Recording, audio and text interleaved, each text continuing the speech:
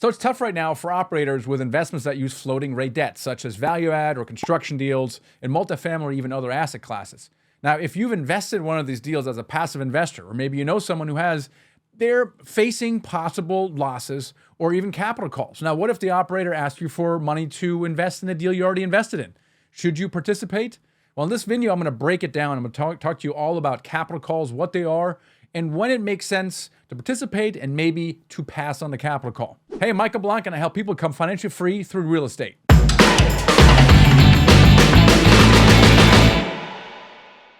So here's a scenario. You invested in a syndication for passive income, and then some months or years later, you get a phone call or email inviting you to a capital call, right? So what is a capital call?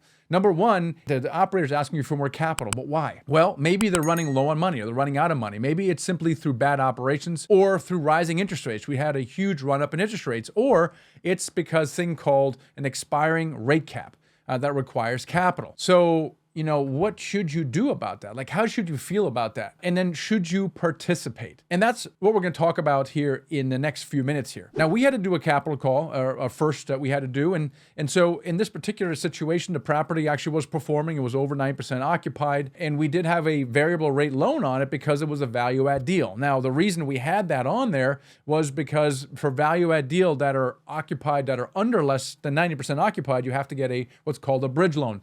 And they almost always have floating rate debt. But the way that 3 years ago, the way you protected against a rise in interest rates was to buy an interest rate cap. It's almost like insurance. At the time for, $25 million deal, we paid, $40,000 for this. And it was a nuisance.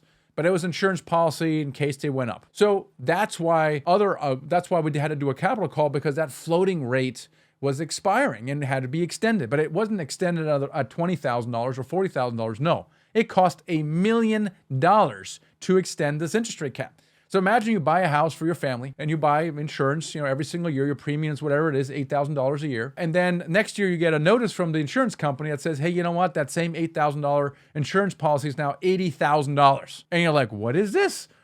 This makes no sense, right?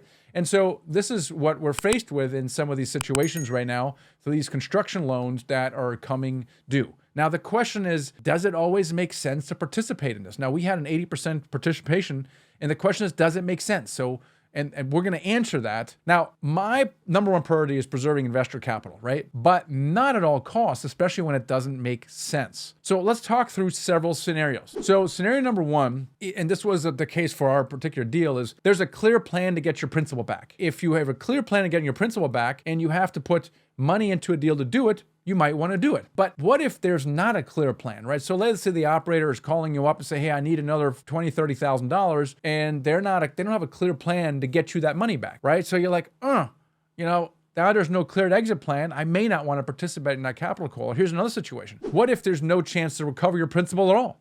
So what if, for example, the valuation of the property that you're being asked to fund, that you already funded, is now below the price of the property? Now think about what would have to happen for you to get your principal back out in that case. Remember, the bank is in first position. They're getting the money back first, but the value is now below the loan balance.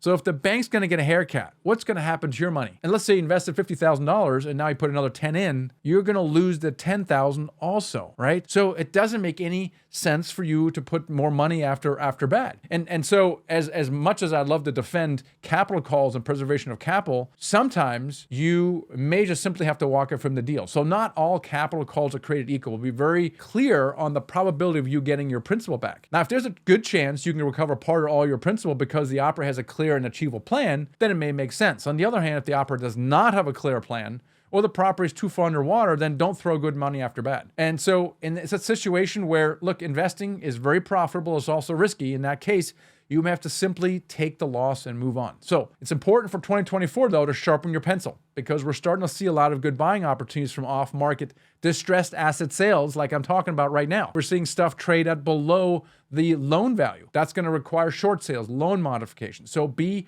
ready for that. Understand that the opportunities we're seeing now are vastly different than they were 2 years ago. They're not using floating rate debt. The interest rates are highest they've been in over 15 years, right? So make sure that you understand the differences of the opportunities we're seeing now versus the stuff you may have invested in 2 years ago. Now, if you have any more questions about capital calls, or passive investing in general, or just want to get any kind of update on investments in real estate, then let's hop on a call and let's have a chat. It's important that you stay informed and ready for what 2024 has in store. Connect with us at nighthawkequity.com/call. You can book a call with us. We'd love to have a conversation around some upcoming opportunities in the real estate space. Catch you next time.